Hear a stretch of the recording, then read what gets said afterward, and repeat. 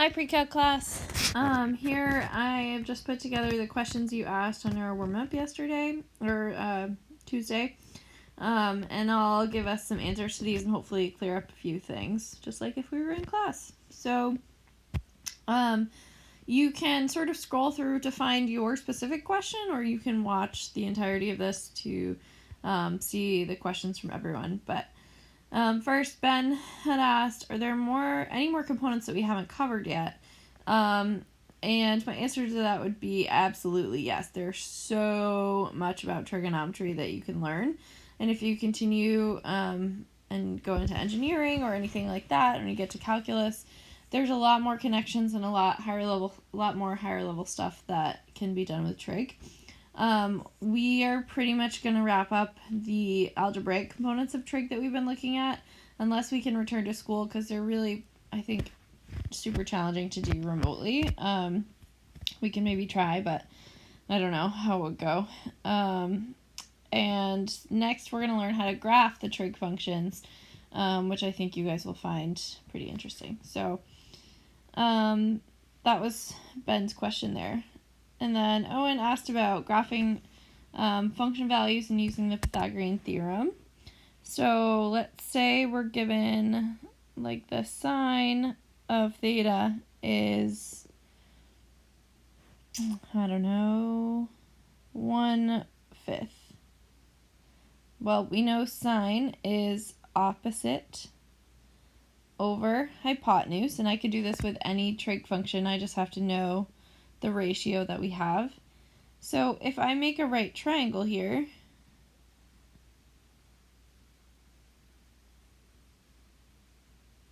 then I can put theta either in either corner in this case. And so the opposite side from theta is 1, because that matches up. The hypotenuse, which is always across from 90, has got to be 5. And if I want to find the adjacent side, this missing piece here, that's where I have to use Pythagorean theorem.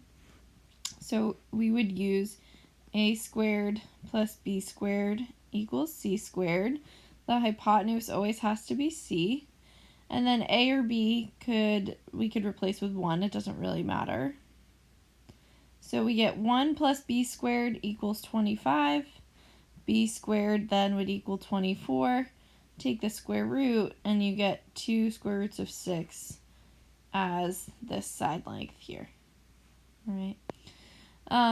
So that's one way to do it. We could also, if they specify which quadrant that it comes in, and we'll do that a little bit later with, actually in the next question, finding some points.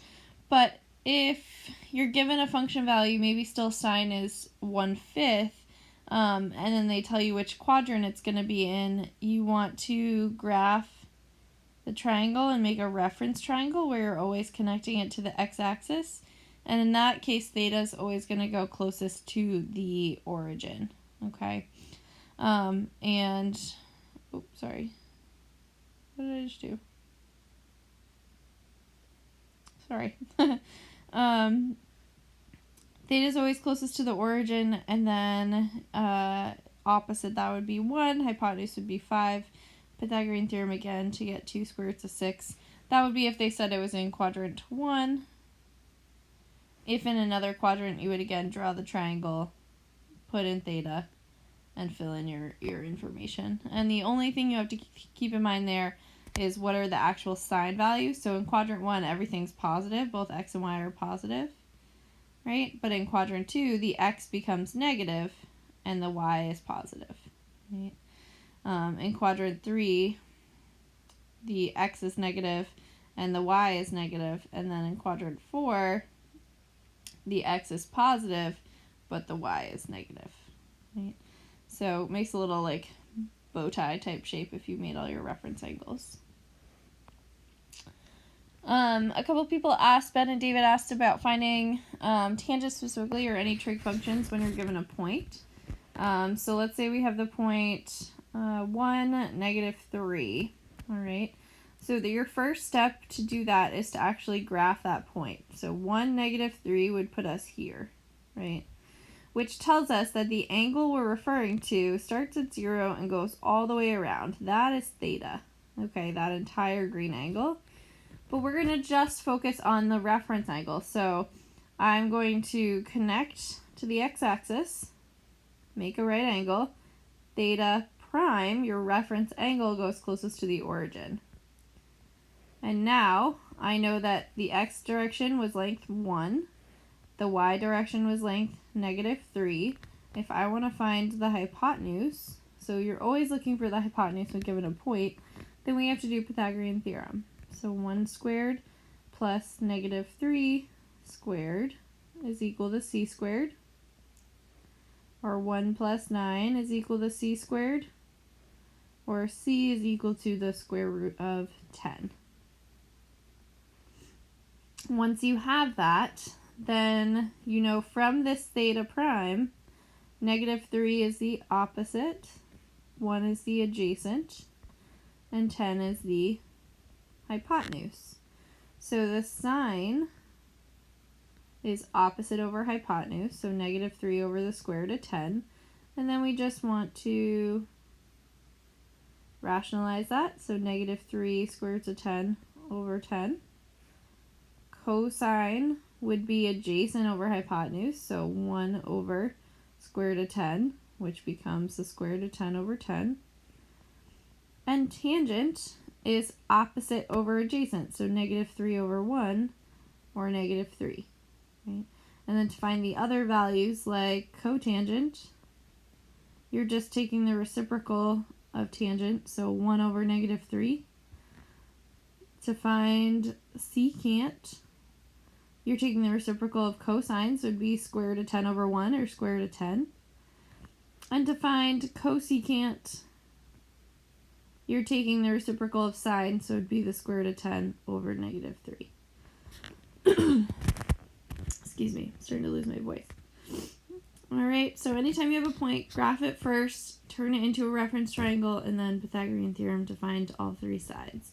And then from there, it's really just SOHCAHTOA. Okay. So a few of you talked about how do we determine what set of identities to use when we're looking at a problem. And that's really something that just has to become more innate. So when you're looking at a problem, you're looking at all the identities to try and decide which one's going to help me here. So we'll do a few example problems and talk through them to see if it helps us at all. So let's say we're given the sine of theta, I don't know, it's equal to 6, okay? And we're asked to find the cosine of theta. Alright, so maybe that's one of the first ones. So I'm going to pull in our reference sheet here, if I can find it. Oh dear.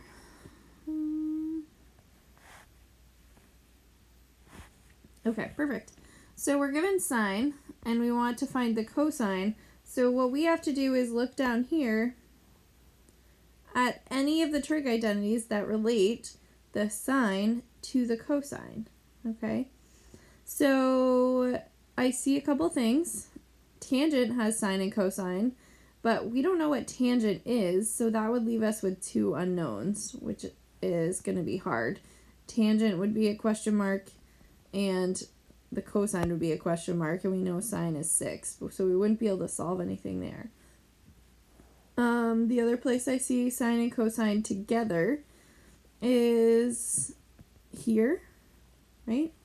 And here, with the cofunction identities, but with cofunction identities, we need coterminal angles, not coterminal, complementary angles, and we don't have that. So it looks like this guy, sine squared plus cosine squared equals 1, is the only one that relates sine and cosine together. So that's what I would use here. Sine squared plus cosine squared is equal to 1. That's the only math fact that's going to help me. So here I get 6 squared plus cosine squared is equal to 1. Actually, I shouldn't make that 6. Let's make this 1/6.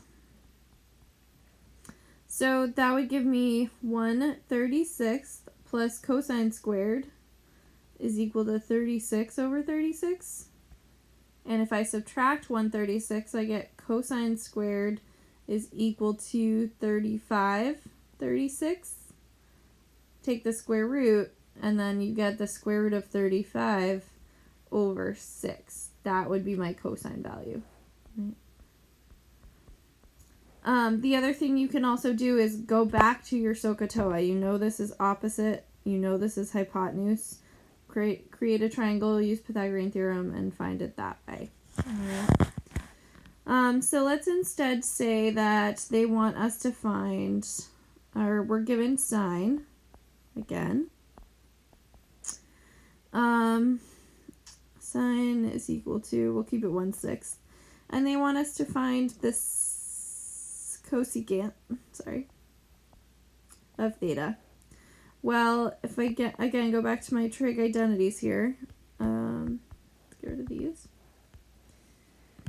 I see that sine and cosecant are related here in the reciprocal identities, right? Cosecant is 1 over sine, and sine is 1 over cosecant. So since we have the sine and we're looking for cosecant, we want cosecant to be equal to 1 over sine. Well, then cosecant would be equal to 1 over 1/6, or cosecant would be equal to 6. Right? So I'm looking for, when I use the trig identities, I'm looking for which identity is going to relate both of the things that I've been given. Okay, in some cases there's more than one choice, but they should all give you the same value when you're done. Even in odd identities, so let's say you wanted to know, you knew the sine of 30 degrees is equal to 1/2, right? But you want to know the negative sine, the sine of negative 30 degrees, right? Well, if you look at your even and odd identity, sine of negative theta is equal to the negative sine of theta. So that tells me if theta is 30, and then the sine of negative 30 has to be equal to the negative sine of 30. Well, the sine of negative 30 then means that you get negative 1/2. And that works because if you look at your unit circle, the sine of 30, so here's 30 degrees, is 1/2. But if I went negative 30 degrees, we are at 330 degrees, and we get an answer of negative 1/2. That's because sine is an odd function, right? So that changes the positive negative sign when you do that. Okay. Hopefully that helps clear up the trig identity part a little bit. In a minute I'll look at the cofunction identities too. Elizabeth asked, how do you find values of a function like secant? And that was just an example, but any of those values. So I'm assuming you want to start from, if we're given like one other function value. So let's say cosine theta is equal to, we could say 1/2, right? Well then, if I think about this, I know that's my adjacent side. Cosine is adjacent over hypotenuse, right? And so I can create a triangle with theta. Adjacent is 1, hypotenuse is 2. If I use Pythagorean theorem, 2 squared would be equal to 1 squared plus b squared. So 4 is equal to 1 plus b squared equals 3. So this side is the square root of 3, right? Once you know all three sides of a triangle, you could find any of those values just using SOHCAHTOA, right? So I know sine is opposite over hypotenuse. Well, that would be, in this case, the square root of 3 over 2. If I wanted secant, I know secant is 1 over cosine, so it'd be 1 over 1/2 or 2. I know cosecant is 1 over sine, so that'd be 1 over the square root of 3 over 2, which would be 2 over the square root of 3. And then I'd have to rationalize that. All right. And if it's from a unit circle value, then you can use this piece given your point, right? So sine is y, cosine's x, and then the other ones follow. So that's if you have a unit circle value. So let's say we were doing 150, right? Or 5 pi over 6. Then the sine would be 1/2. Let me get rid of that. Sine is 1/2 because that's y. The cosine is x, so that's negative square root of 3 over 2. And then tangent is y over x, so tangent would be 1/2 divided by negative square root of 3 over 2. Remember, when you have a double stacked fraction, those denominators cancel. So you get 1 over the negative square root of 3. Rationalize that, gives me negative square root of 3 over 3. Cosecant is 1 over y, so 1 over 1/2 is 1 times the reciprocal 2 over 1, so it would just be 2. So really you're just taking the reciprocal of that original value. Secant, you would flip the cosine, so it's negative 2 over the square root of 3, and follow from there, okay? Jason asked, why do points on the unit circle have square roots in them? That's because of the types of triangles that are created. So if you remember on our unit circle here, let's take 30 degrees, for example. Well, 30 degrees, if I create a triangle out of this, right, we know the radius of the unit circle is always 1, right? So we've created a 30, 60, 90 right triangle here.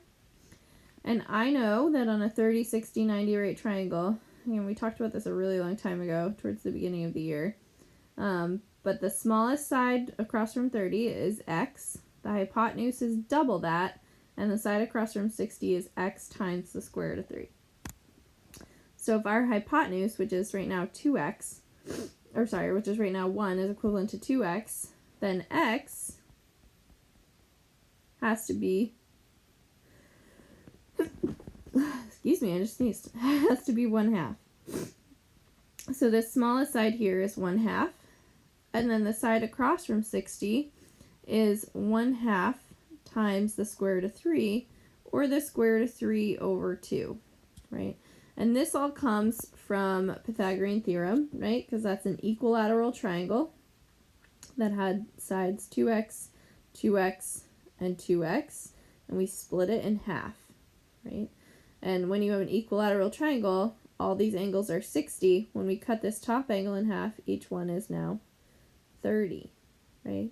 And so if I cut the base in half, each one of these pieces is x. So if I do Pythagorean theorem, x acts like a, b squared we don't know, right? So I'm going to call it b squared for now. And then the hypotenuse is 2x. So we get x squared plus b squared is equal to 4x squared. If I take away x squared, then I get b squared equals 3x squared. Oh my goodness. And take the square root, b is equal to, well, the square root of 3 is something we're going to have to keep, so that stays. But the square root of x squared is just x, right? So that's why we end up with the radical here. And a similar thing works for a 45, 45, 90 right triangle. I think I answered your question, Abby, up above with the trig identity piece here. So even in odd identities, you're just looking to change the sign of whatever angle you have. And that tells you whether it's going to stay, the answer would be positive or negative. So we did sine, and sine is an odd function, so the answer became negative. But if you look at cosine,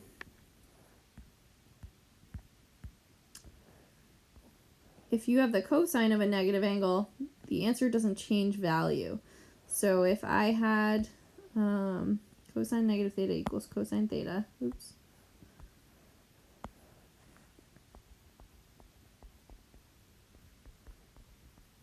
And we'll talk more about this when we actually start to graph them. But these are the values for now that we'll stick with, the algebraic piece. So cosine of negative theta is equal to the cosine of theta. That's what it tells me. So if I know the cosine of, let's pick something from our unit circle.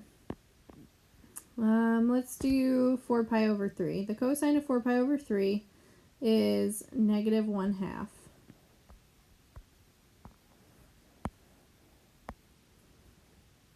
Or would it be helpful to, hold on. So the cosine of 4 pi over 3 is negative 1/2. So that's a positive angle. That's positive theta. So if I do the cosine of negative 4 pi over 3, then my answer is not going to change sign. It's going to be still negative 1/2. And so looking at that on the unit circle, that's because when I went around, all right, to 4 pi over 3, 240 degrees, right, that gave me this particular x value here, negative 1/2. But if I reverse that, if I go in the opposite direction, 240 degrees, right, so if I go backwards, think about where that's going to land me. Oops. It's going to land me at 120, right? That's the same amount of angle.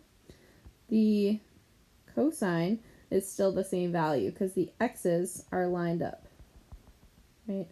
These are directly over each other, so it's the same x value, different y value, okay? So even in odd identities, just tell you what the positive and negative signs are going to look like. And I think Lauren was referencing cofunction identities when she asked this question. If not, maybe the 30, 60, 90 right triangle, which I just showed Jason above. But cofunction identities, so we talked about cofunctions, are sine and cosine, tangent and cotangent, and then secant and cosecant. Okay, so whenever you have a pair of cofunctions, cofunction values, and you have complementary angles, then the values are equal. So for example, the sine of theta is equal to 1/5. Then the cosine of 90 minus theta, because 90 minus theta is going to give you the complementary angle, they add up to 90 together, has to be the exact same value. Vice versa, if the cosine of theta is equal to 1/5, then the sine of 90 minus theta is also 1/5. So these are equivalent. Let's talk about why. So when you create a triangle,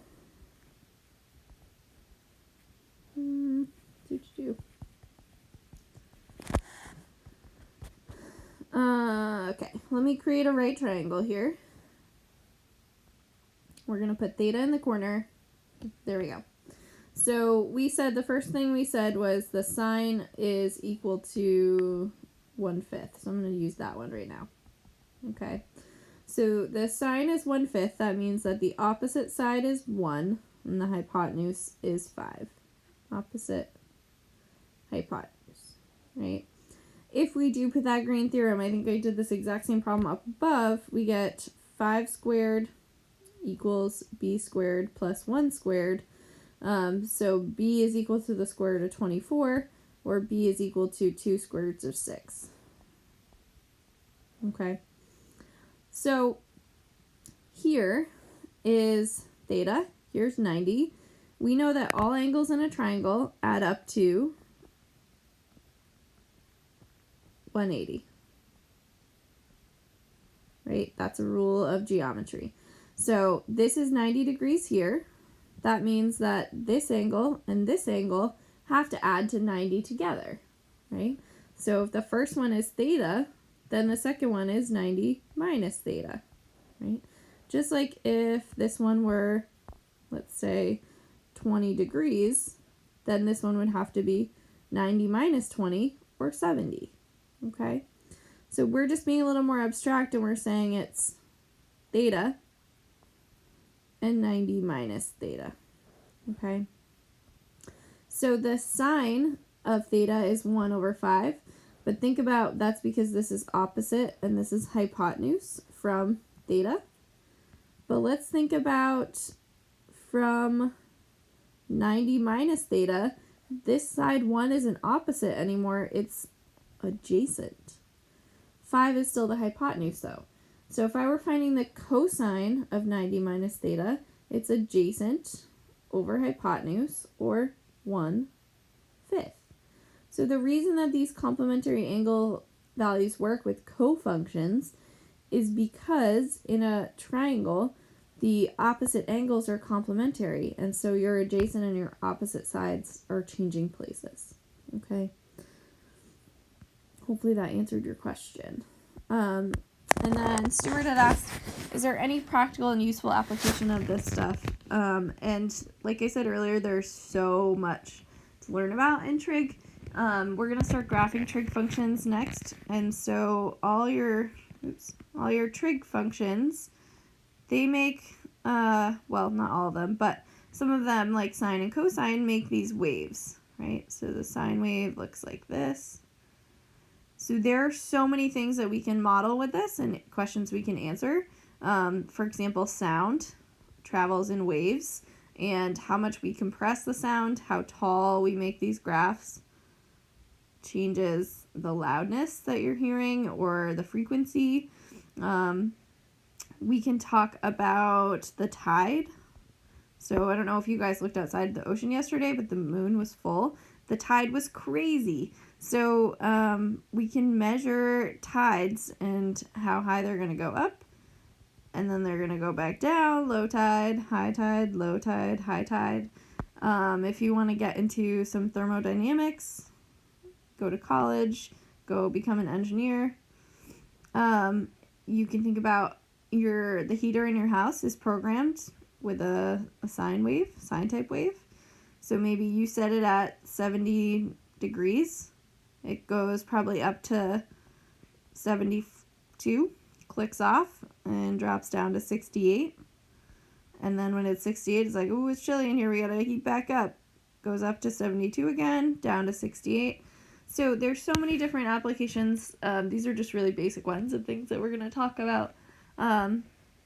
But again, I would encourage you to do a little exploring on your own and find some of the ways that trig can be used. Some of it gets really advanced, I'm not going to lie. But if you continue on to calculus and some higher level classes, you can learn about that. We're going to do, like I said, some basic stuff pretty soon. So basic application stuff. So stay tuned.